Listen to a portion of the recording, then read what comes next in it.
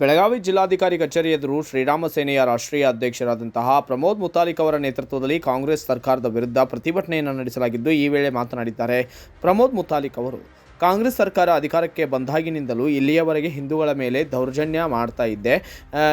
ಈ ಹಿಂದೂಗಳ ಟಾರ್ಗೆಟ್ ಮಾಡಿ ವ್ಯವಸ್ಥಿತವಾಗಿ ಅವರನ್ನು ಹೆದರಿಸುವ ಪ್ರಯತ್ನ ಕೂಡ ಮಾಡ್ತಾ ಇದ್ದು, ಹಾಗಾಗಿ 31 ವರ್ಷಗಳ ಹಿಂದೆ ಕೇಸನ್ನು ಓಪನ್ ಮಾಡಿಸಿ ಹುಬ್ಬಳ್ಳಿಯಲ್ಲಿ ಶ್ರೀಕಾಂತ್ ಪೂಜಾರಿ ಅಮಾಯಕನನ್ನು ಬಂಧನ ಮಾಡಿದರು.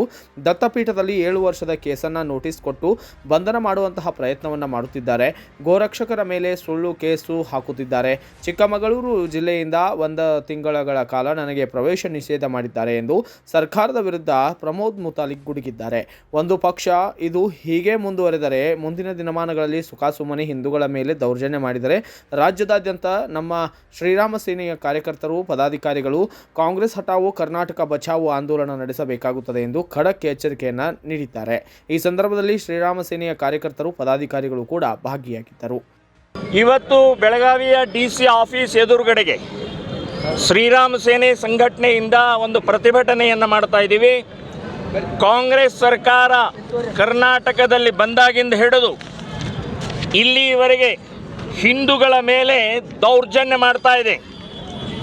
ಹಿಂದೂಗಳ ಟಾರ್ಗೆಟ್ ಮಾಡಿ ವ್ಯವಸ್ಥಿತವಾಗಿ ಅವರನ್ನು ಹೆದರಿಸುವಂಥ, ಬೆದರಿಸುವಂಥ ಪ್ರಯತ್ನ ಮಾಡ್ತಾ ಇದೆ.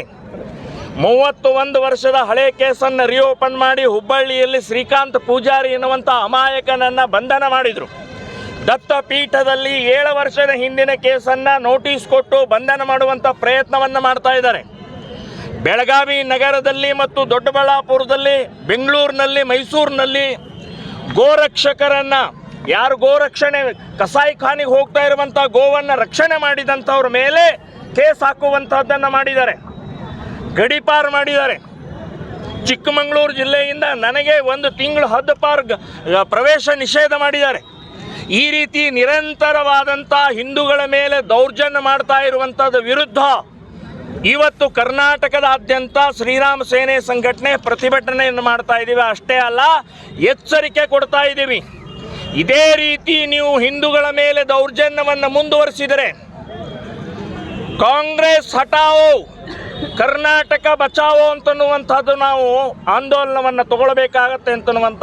Bureau report Santosh M Honnoli, Bharat Vaibhav news, Belagavi. Thanks for watching. Read, discuss and debate with editor Dr. Yan Prashant Rao.